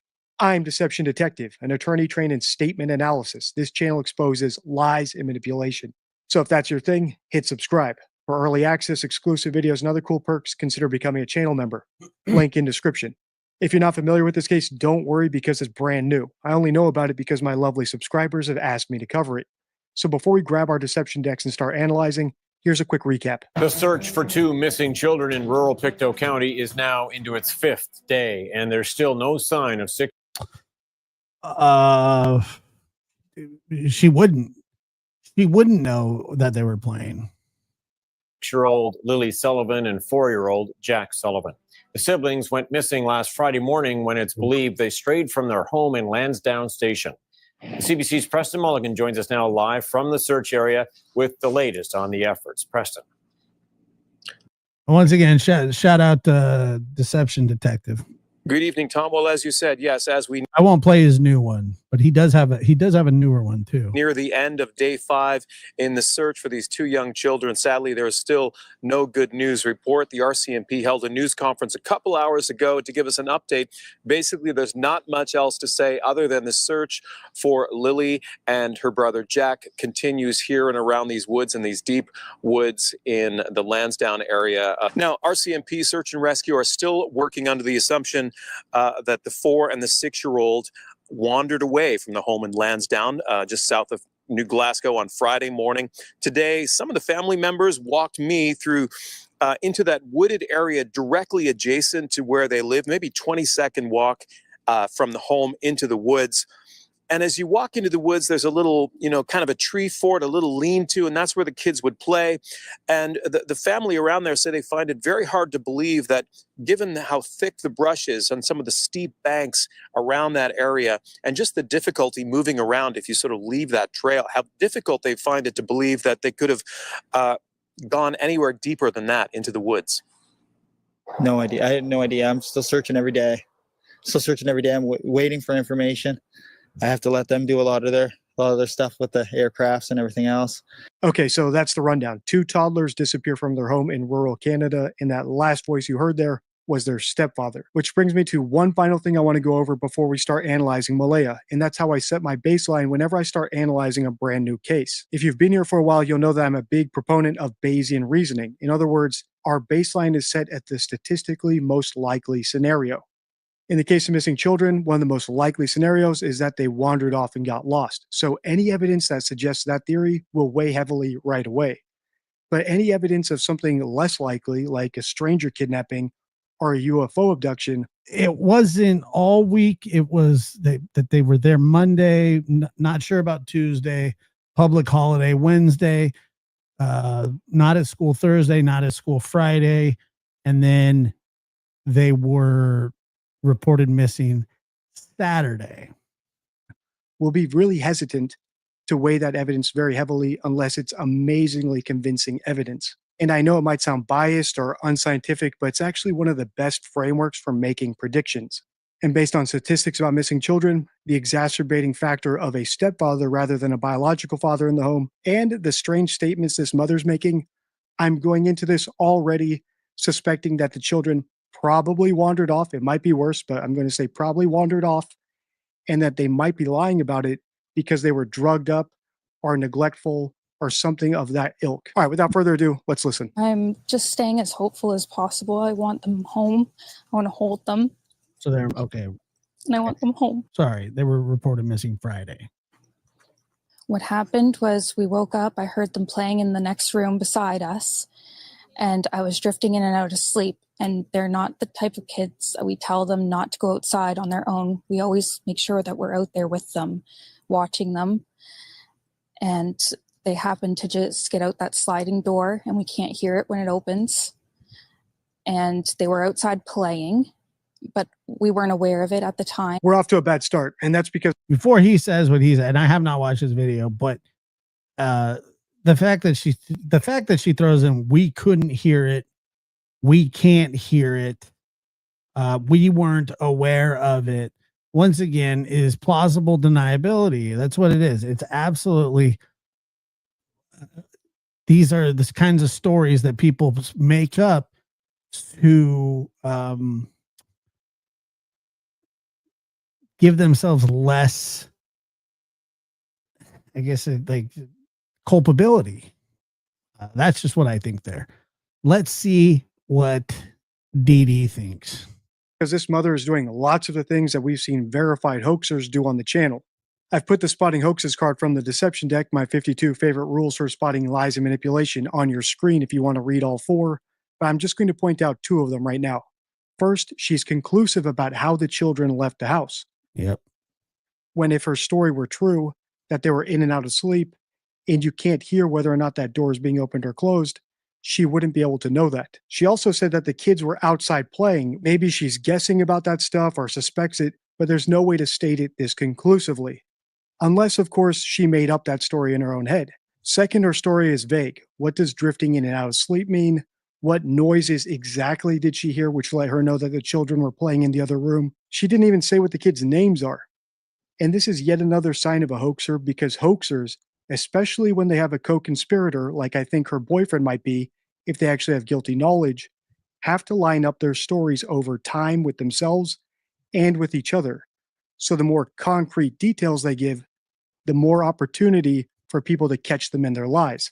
Or if they're just low IQ, like many of the hoaxers we've analyzed on the channel, they never even think of those details in the first place. All right, let's keep listening, but to be clear, our baseline still hasn't changed. They happen to just get out that sliding door and we can't hear it when it opens. So they just happen to. Like, it's a matter of fact. And they were outside playing, but we weren't aware of it at the time. And the next thing we knew, it was quiet. And we get up and I tell him, my partner, Daniel, I tell him, do you hear the kids? And he says, no. And we get up instantly. We're looking outside. We're looking everywhere, yelling for them. And I instantly just call 911. I just had the instinct I needed to call. They're both really go-lucky children. They're so sweet. They talk to anyone. They'll talk your ear off. They will speak to anyone in a store. Everyone. I can see why so many of my subscribers commented for me to analyze this case, because we're about to have a royal flush of deception deck cards here. So let's just go through them one by one. First of all, we have a temporal lacunae, or a jump through time. And liars often use temporal lacunae like suddenly or I just woke up and noticed, because they want to skip over incriminating parts of their story. Second, we have changing tenses. You may have noticed that she started off telling her story in past tense, as we can expect when someone's recounting something that happened in the past. But as she told her story, all of a sudden she switched into present tense. And this can happen when people are constructing a story in real time or reconstructing a made-up story in real time, rather than recounting actual memories. Finally, we have explanations, and liars often give unnecessary explanations because they know they're lying, so they don't take their believability for granted. In this case, she felt the need to tell us why she called the police, as if her kids being missing wasn't a good enough reason. But beyond the red flags in the deception deck, I don't like some of the other things she's doing here. For instance, she's setting up her and her boyfriend's alibi by telling us that they must have been sleeping at the time. But if she was sleeping, how could she possibly know that he was also sleeping? And here's the other thing. If they were sleeping, if they really were sleeping, and these children did wander out, why are you sleeping while a 4-year-old and a 6-year-old are awake? I mean, that's not proper, is it? I wouldn't think that it is. What is going on with my stupid green screen? Sucks ass.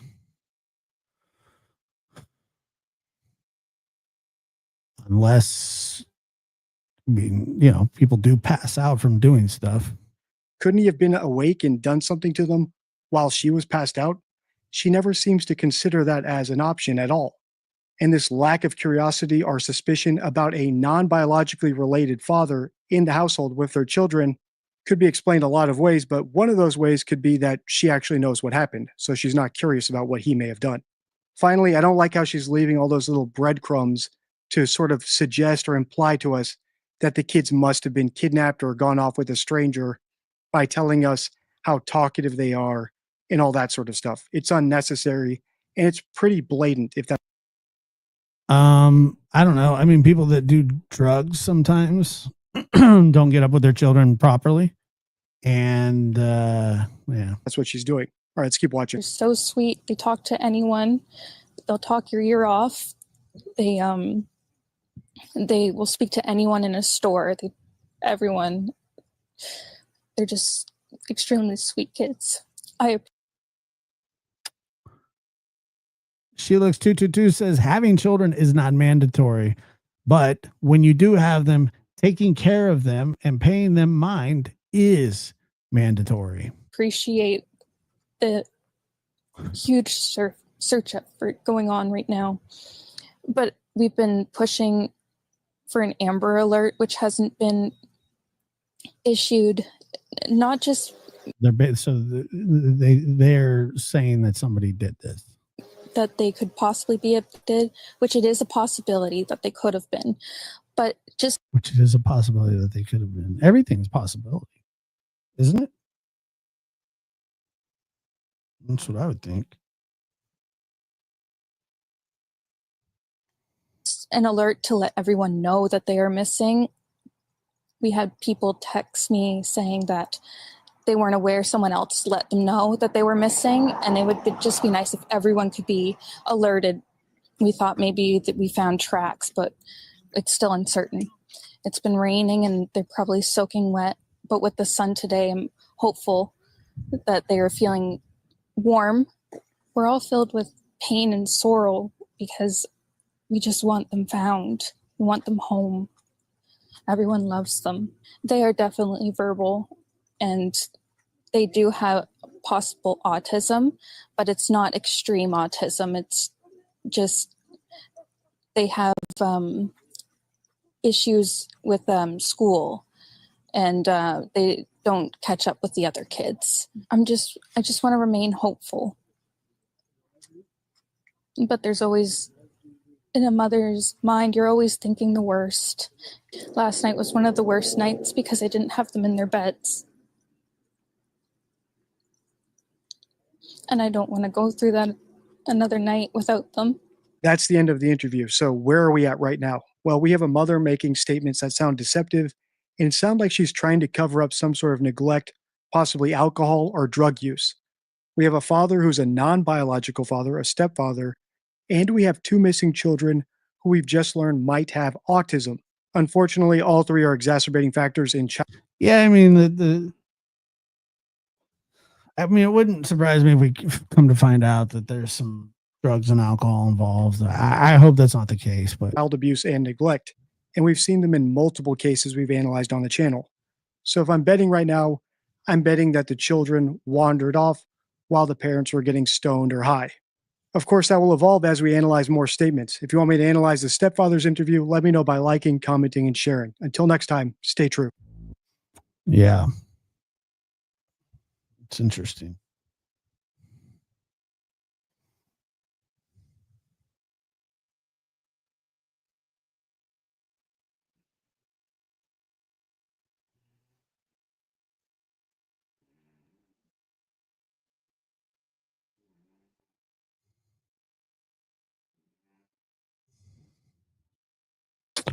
Let me see here.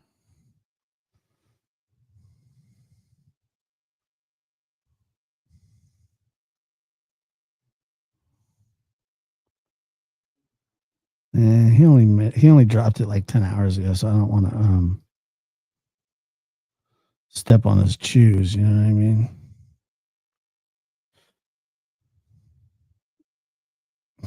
Ah, screw it. I'll play it anyway. I don't think he'd care. Jack is absolutely. if you have anything, come out as fast as possible and get it to any detachment or any police service that you have available to get to talk to.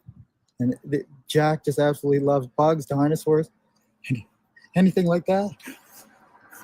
But Lily loves girly things, but she also loves doing everything with Jack, bugs. They're like best friends, not just brother and sister. That's Daniel Martell, and I think he knows what happened to his missing stepchildren. And it's not just because he's already talking about one of them in the past tense. So in today's video, let's watch his interview with the Canadian press and count the red flags.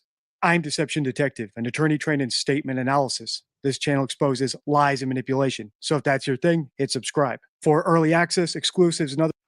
So wait, is it his grandmother that lives in the backyard? The cool perks, consider becoming a channel member. Link in description. If you're not familiar with this case, don't worry, it's brand new, but it is developing quickly. So before we grab our deception decks and start analyzing Daniel, here's a quick recap. 6-year-old Lilly Sullivan and her brother, 4-year-old Jack Sullivan, are still missing in this rural area of northeastern Nova Scotia. The RCMP is the lead agency here, along with EHS, hundreds of search and rescue crews from Halifax to Cape Breton. During the daytime, there are anywhere from 100 to 140 search and rescue crews in the woods. A spokesperson for the Chignecto Central Regional Center for Education tells us the two children were students at Salt Springs Elementary School. Their stepdad told us they'd both been out sick all week before disappearing on Friday. The school has additional support staff on site at Salt Springs if anyone needs that support. Meanwhile, the search will continue into the night here in the Lansdowne area of Pictou County for young Jack and Lilly Sullivan.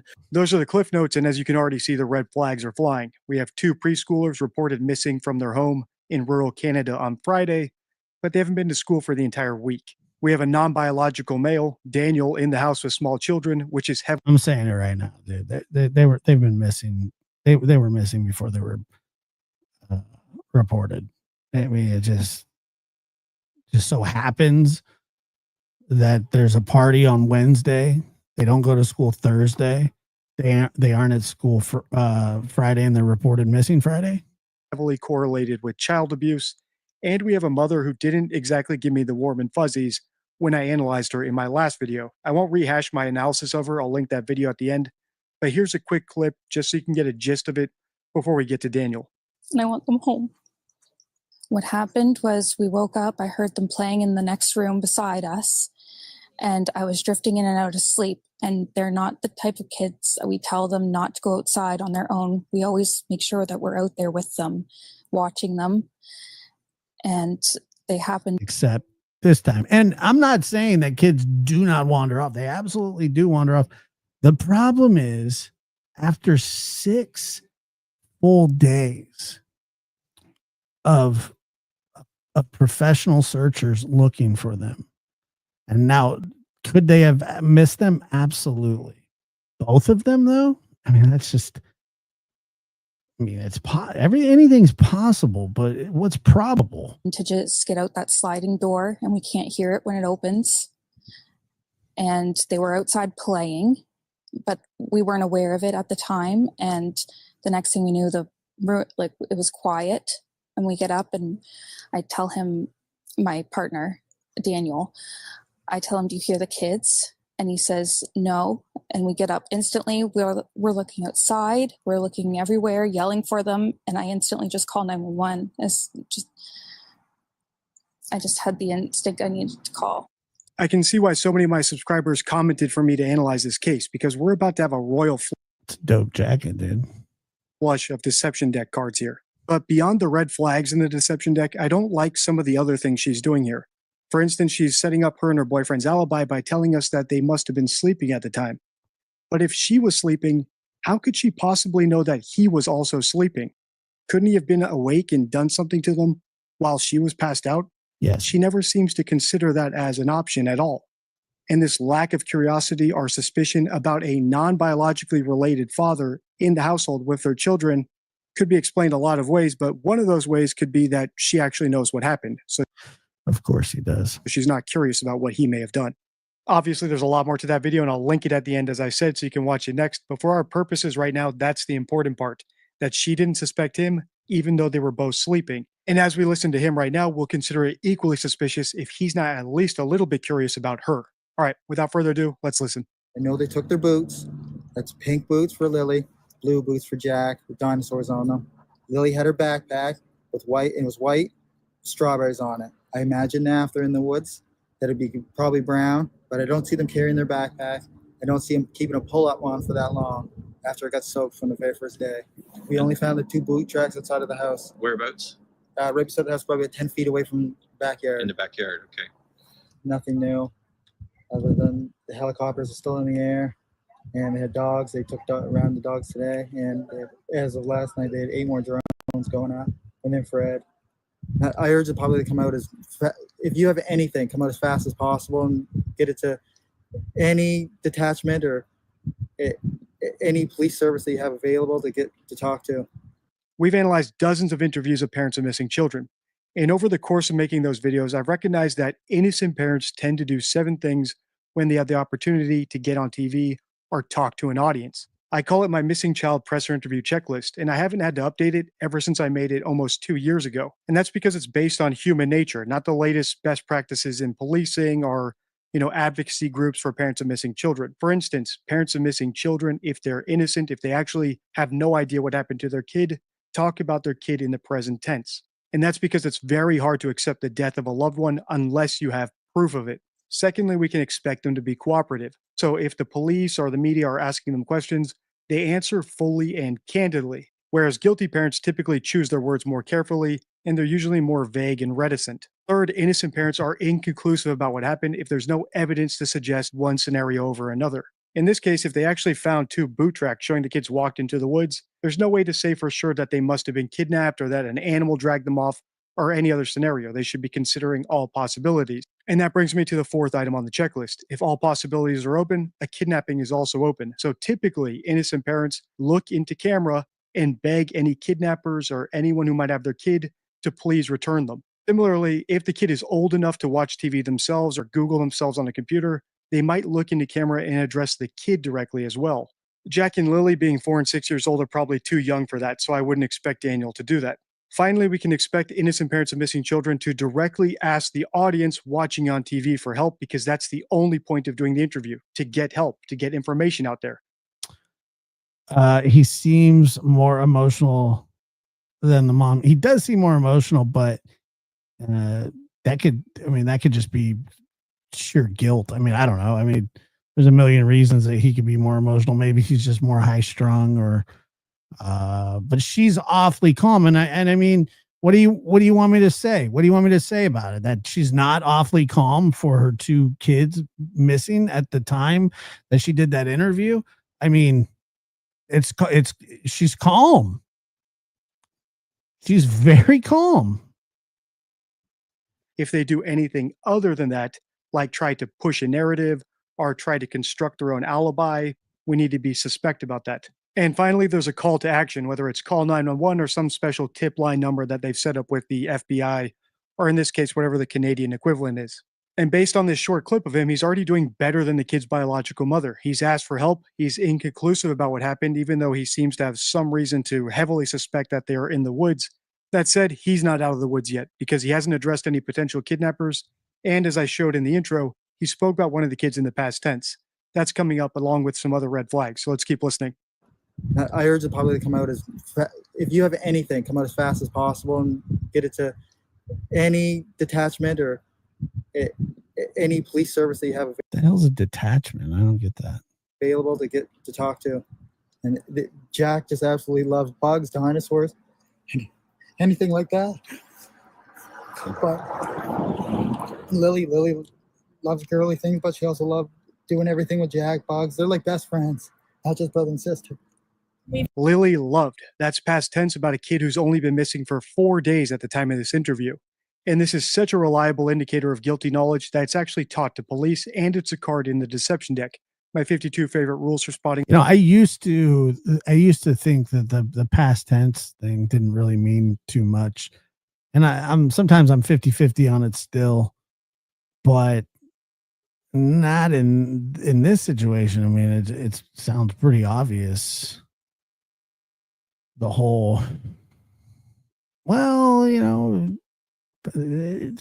4 days is your mind can't even process that they're gone. But yeah. Lies and manipulation. The card's on your screen now, but you probably already knew this rule of statement analysis and the famous example of Susan Smith. It's almost a meme at this point because it's so reliable. So does this mean that Daniel killed Lilly or that he knows she's dead for a fact? Of course not, but it's one red flag among many red flags that we've seen in these two parents. And as I said at the end of my last video, my theory right now is that the kids wandered off because the parents were getting high or getting drunk or just being generally neglectful. So when they lie to us now about what happened, it's because they have attendant guilt, not necessarily that they committed some sort of first-degree murder. Although, to be fair, when I said that in that last video, I didn't know that the kids have been missing from school for an entire week. And I'm still holding out hope for the best, but this is reminding me a lot of the Summer Wells case, which I'll link on the end card so you can see for yourself why. If you want to continue this series, let me know by liking, commenting, and sharing. Yeah, and I know a lot of people are bringing it saying Summer Wells case, but I'm telling you, this is more like the Orrin and Orson case to me than Summer Wells. I mean, there are always similarities in missing children's cases when nobody seems to know anything. We have no idea, or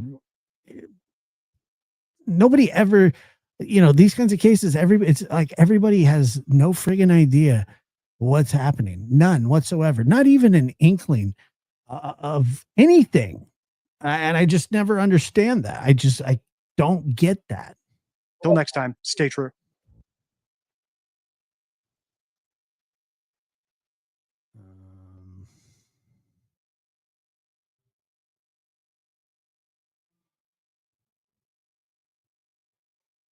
Let's see.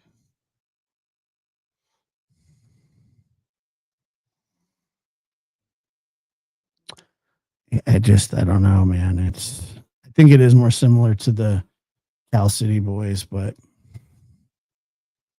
let me see here.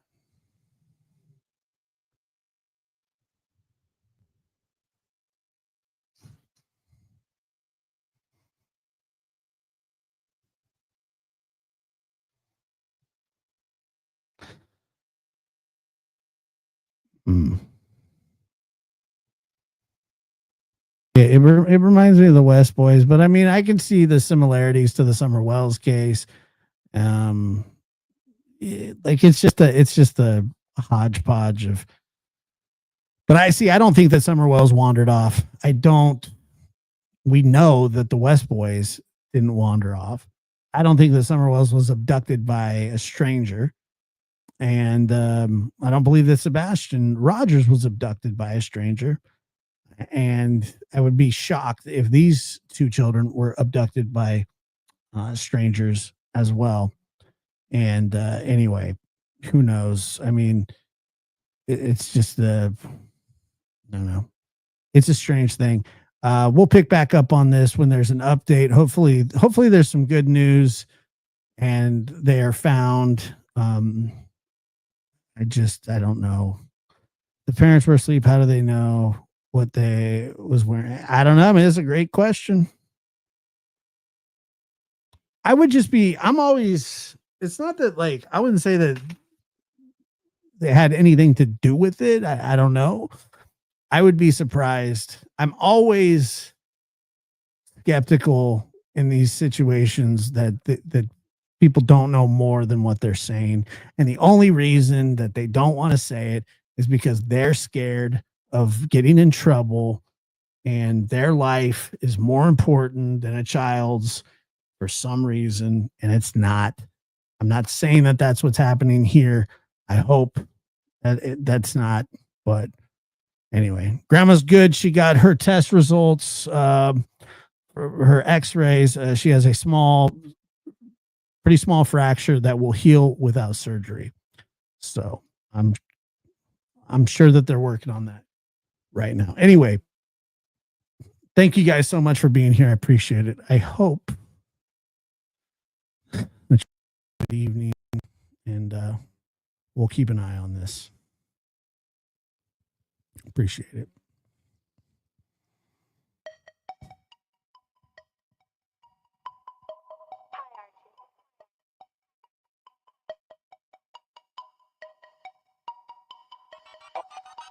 arch the bow.